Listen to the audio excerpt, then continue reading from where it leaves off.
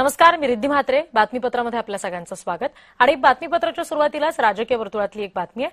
खासदार संजय राऊत हे शिवतीर्थावर आलेले आहेत. राज ठाकरे आणि संजय राऊत यांच्यामध्ये बैठक आहे. राज ठाकरे यांचे आभार मानण्यासाठी राऊत शिवतीर्थावर आले.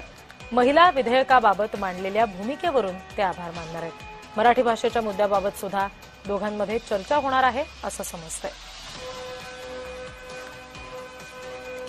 राज ठाकरे आणि संजय राऊत यांच्यामध्ये चर्चा सुरू आहे.